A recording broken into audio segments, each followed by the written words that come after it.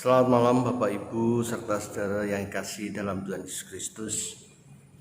Sebenarnya lah saat-saat dimana kita tidak selalu dan sering tidak jumpa di darat dalam kumpulan bersama menjadikan sebuah kerinduan yang sangat buat kita untuk berjumpa bersama, bersilaturahmi, saling menyapa dalam sebuah pertemuan seperti saat-saat sebelum pandemi melanda negara kita. Tetapi demi kebersamaan untuk menjaga kesehatan kita bersama, alangkah baiknya kita menjaga dan mentaati aturan yang telah kita buat. Tetapi juga tidak meninggalkan kerinduan kita untuk selalu bertemu di dalam Kristus Yesus, dalam mendengarkan firman-Nya, dalam mendengarkan wejangannya, nasihatnya. Walaupun melalui suatu pertemuan lewat internet seperti pada saat ini. Bapak Ibu serta saudara sekalian yang kasih dalam Yesus Kristus, agar tidak mengurangi arti pertemuan kita kali ini, marilah kita bersama mendasari doa malam pada malam hari ini dengan firman dari Tuhan kita dalam Yesaya 46 ayat yang keempat yang demikian bunyinya. Sampai masa tuamu aku tetap gia, dan sampai masa putih rambutmu aku menggendong kamu. Aku telah melakukannya dan mau menanggung kamu terus. Aku mau memikul kamu dan menyelamatkan kamu. Marilah saudara kita berdoa. Bapa yang kekasih, Bapa yang kami kenal dalam Tuhan kami Yesus Kristus, kami bersyukur ya Tuhan bahwa kasih karunia dari-Mu menjadikan kami untuk hidup dengan berlandaskan hidup, untuk menyampaikan kasih-Mu kepada dunia di sekitar kami. Karena itu saat ini ya Tuhan, kami mohon ampun kalau hidup kami belum mencerminkan kehidupan yang seperti Tuhan inginkan, seperti Tuhan ajarkan kepada kami. Karena itu kami selalu berharap Roh Kudus-Mu menyertai kami, sehingga memungkinkan kami untuk semakin sempurna di dalam menyampaikan kasih-Mu kepada dunia ini. Dalam kesempatan pertemuan pada malam hari ini ya Tuhan, kuatkanlah kami dengan firman-Mu. Kami siap untuk mendengar. Dalam nama Tuhan kami Yesus Kristus. Amin. Saudara-saudara yang kasih dalam Yesus Kristus, pada malam hari ini kita akan memakai tema yang berjudul, renungan yang berjudul Tuhan menjaga kita seperti menjaga Yusuf. Nah, pada kesempatan kali ini kita akan bersama-sama mendasarinya dari kitab Kejadian pasal yang ke-50 ayat yang ke-22 sampai dengan 26. Kitab Kejadian pasal 50 22 sampai dengan 26 yang demikian bunyinya. Oleh LAI diberi judul Yusuf meninggal. Adapun Yusuf, ia tetap tinggal di Mesir beserta kaum keluarganya, dan Yusuf hidup 110 tahun. Ayat yang ke-23, jadi Yusuf sempat melihat anak cucu Efraim sampai keturunan yang ketiga, juga anak-anak Makhir, anak Manasye, lahir di pangkuan Yusuf.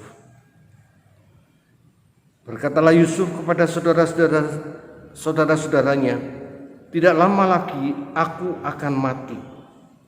Tentu Allah akan memperhatikan kamu dan membawa kamu keluar dari negeri ini, ke negeri yang telah dijanjikannya dengan sumpah kepada Abraham, Ishak, dan Yakub. Lalu Yusuf menyuruh anak-anak Israel bersumpah kepadanya, katanya, tentu Allah akan memperhatikan kamu. Pada waktu itu kamu harus membawa tulang-tulangku dari sini. Kemudian matilah Yusuf berumur 110 tahun. Mayatnya dirempah-rempahi dan ditaruh dalam peti mati di Mesir. Saudara-saudara yang kasih dalam Tuhan Yesus Kristus, nats ini merupakan nats penutup dari kitab Kejadian atau kitab pertama dalam Alkitab kita, yang sekaligus menjadi suatu semacam kesimpulan dari kisah Yusuf dan keluarga Yakub. Sampai akhir hidupnya Yusuf tetap tinggal di Mesir, dan seperti Yakub, ia diberi kesempatan menyaksikan kelahiran generasi barunya dari putra-putranya.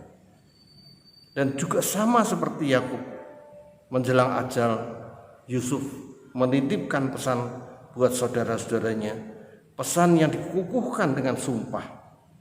Mari kita perhatikan sekali lagi ayat yang ke-24 dan juga mungkin ke-25 kita perlu perhatikan. Tidak lama lagi aku akan mati. Ini kata-kata Yusuf kepada saudara-saudaranya. Tentu Allah akan memperhatikan kamu dan membawa kamu keluar dari negeri ini, ke negeri yang telah dijanjikannya dengan sumpah kepada Abraham, Ishak, dan Yakub. Lalu Yusuf menyuruh anak-anak Israel bersumpah, katanya, tentu Allah akan memperhatikan kamu pada waktu itu. Kamu harus membawa tulang-tulangku dari sini. Dua ayat ini merupakan hal penting yang saya pikir perlu kita mengerti lebih lanjut, mendalaminya lebih lanjut. Saudara-saudara yang kasih, sebagai bangsa Mesir, sebagai bangsawan Mesir, Yusuf masih tetap sebagai bangsa Israel. Dia masih tetap mengingat akan janji Tuhan dan meyakininya, dan dia menantikan penggenapannya melalui masa hidupnya. Pesan yang disampaikan Yusuf mencerminkan keyakinannya akan hal itu, akan lawatan Allah atas umatnya yang akan membawa mereka ke tanah perjanjian seperti yang dijanjikan oleh Allah. Kata yang diterjemahkan memperhatikan dalam Alkitab sering digunakan dalam arti tindakan Tuhan yang melawat umatnya untuk menyelamatkan Allah. Allah akan melawat kamu. Yusuf, pelindung saudara-saudaranya, hanya dapat memberi jaminan yang sementara ketika dia masih hidup di dunia. Namun karya penyelamatan yang jauh lebih besar masih akan dikerjakan Allah bagi umatnya bangsa Israel. Saudara-saudara yang kasih, keyakinan itulah yang mendorong Yusuf untuk berpesan agar tulang belulangnya dibawa keluar kelak bersama keluarnya bangsa Israel dari kerajaan Mesir. Pada waktu itu belum terjadi Musa yang membawa bangsa Israel keluar dari Mesir, tetapi Yusuf mempunyai keyakinan akan janji Allah ini yang pasti akan ditepati. Karena itulah dia berpesan kepada saudara-saudaranya supaya membawa tulang belulangnya keluar kelak bersama keluarnya bangsa Israel dari kerajaan Mesir. Jadi bukan tulang belulang ini yang penting, melainkan pesan itu yang menunjukkan janji Tuhan yang tetap diyakini Yusuf sampai akhir hayatnya. Dan pesan Yusuf ini terjadi kelak ketika Musa membawa keluar bangsa Israel dari tanah Mesir dan membawa tulang belulang Yusuf bersamanya. Kita bisa baca di Keluaran 13 ayat yang ke-19 dan juga ketika Yosua menguburkannya di Sichem dalam kitab Yosua 24 ayat yang ke-32. Sebenarnya saya merasa kurang tepat dengan tema kita malam hari ini, karena tema ini Tuhan menjaga kita seperti menjaga Yusuf, karena hanya mencerminkan janji Allah bahwa Tuhan akan menjaga kita seperti sampai seumur hidup kita. Sedangkan apa yang harus kita perbuat supaya kita tetap di dalam penjagaan Tuhan, itu tercermin di dalam diri Yusuf sendiri, kehidupan Yusuf itu sendiri. Kisah kehidupannya mencerminkan kesadaran Yusuf akan kasih karunia dan janji dari Allah Bapa di surga, yang selayaknya kita jawab dengan kesetiaan kita kepada Tuhan dan ketaatan kita kepada pengajarannya. Seperti halnya Yusuf, walaupun dalam kehidupan Yusuf didera kesengsaraan yang dilakukan oleh saudara-saudaranya sendiri, dengan akan dibunuh, dimasukkan ke sumur kering, dan akhirnya dijual sebagai budak, toh dia tetap mengasihi saudara-saudaranya itu. Tidak ada sedikit pun niat untuk membalas dendam kepada saudara-saudaranya ketika dia telah menjadi penguasa Mesir. Ditambah lagi kesengsaraan dia di Mesir sebagai budak sebelum dia menjadi orang kepercayaan Firaun, sampai dia di penjara dan kemudian dia dilupakan oleh teman yang telah ditolongnya. Tetapi toh dia tetap setia kepada janji-janji Tuhan. Dia tetap meyakini akan janji-janji Tuhan yang terus akan berlaku sampai selama-lamanya. Tetapi ini pun juga Tuhan menunjukkan tetap setia melindunginya dan memberikan jalan keluar yang terbaik untuk Yusuf, sehingga menjadi salah seorang bangsawan di Mesir yang sangat berpengaruh. Saudara-saudara yang kasih, mampukah saudara-saudara kita sebagai umat Kristen tetap taat kepada Tuhan, tetap taat kepada Tuhan kita Yesus Kristus seperti halnya Yusuf?